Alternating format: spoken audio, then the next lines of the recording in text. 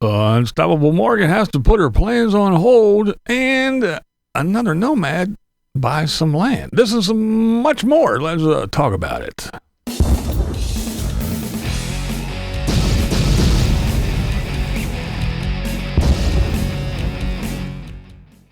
All right, what's going on? First, I want to talk about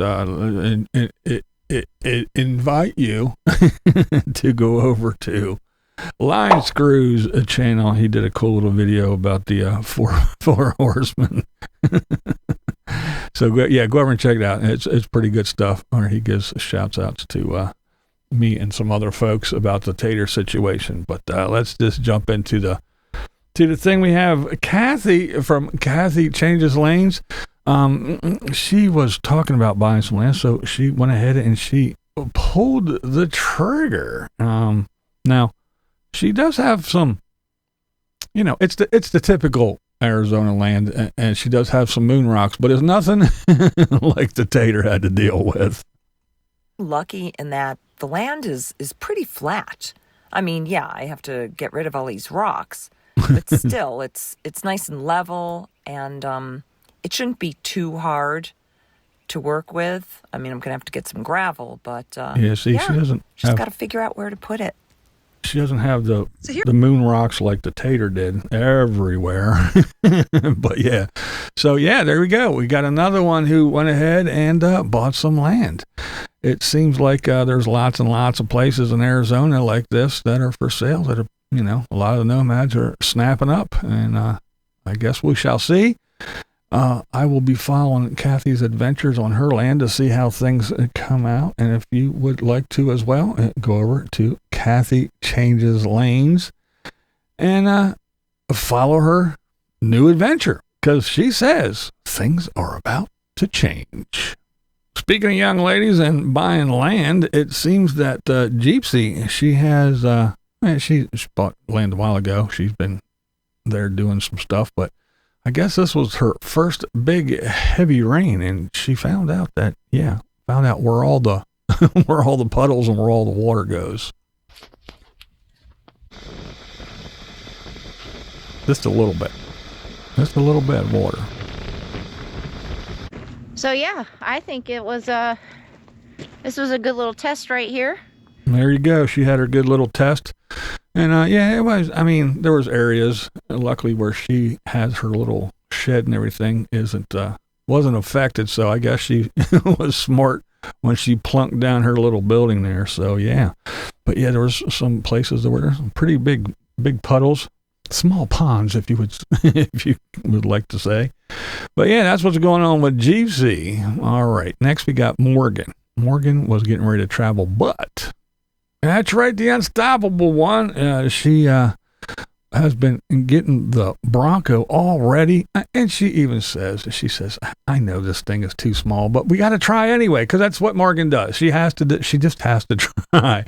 But yeah, she put in a little rooftop AC, and she has a battery that she charges with the an upgraded alternator and all that good stuff. But when she turns the AC on, it doesn't work. The battery says it's fully charged, but it won't.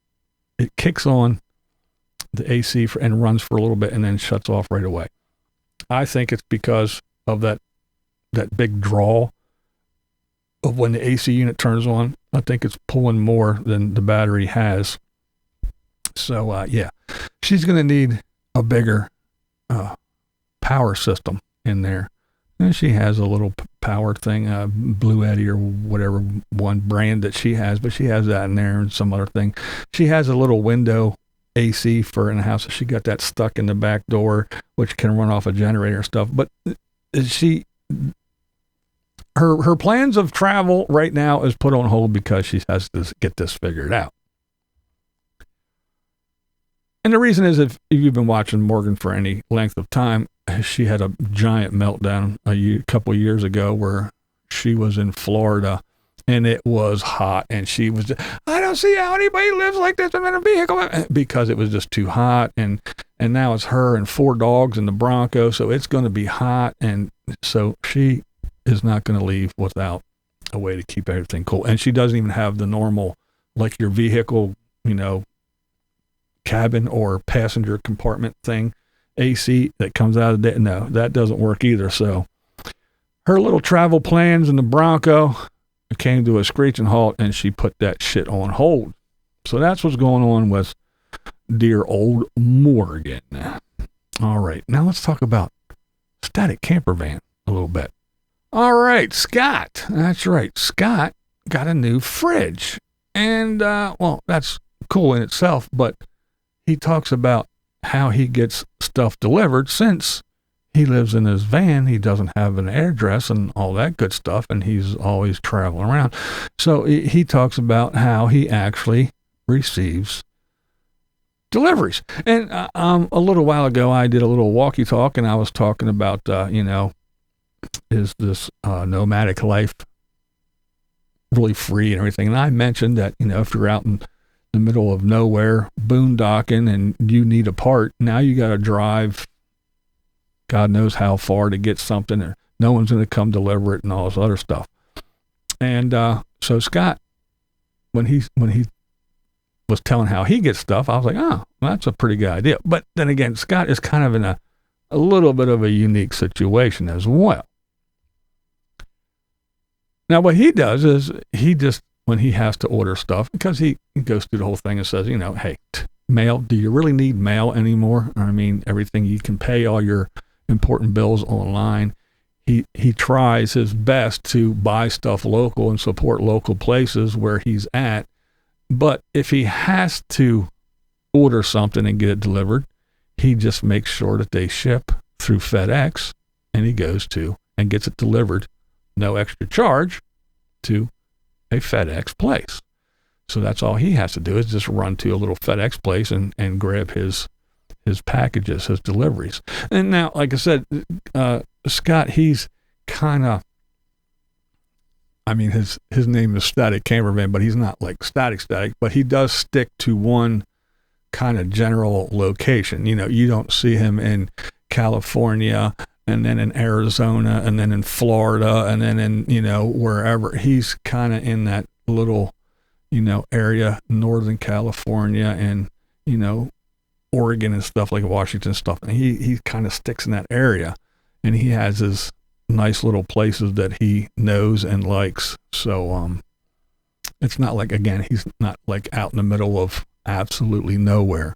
And, so I'm sure that if he needs something, he kind of meanders back towards civilization if he is out in the middle of nowhere. But I just thought that was an interesting little thing about, hey, how does someone that doesn't have an address get something delivered like a refrigerator? So if you want to go over and see his new fridge and where he's putting it and how he's putting it and how he's hooking it all up and all that good stuff, go over and check out Scott at Static Campervan. And that's just a little quick Nomad update for you today. And that's going to do it for this one. And hey, you know how we do here.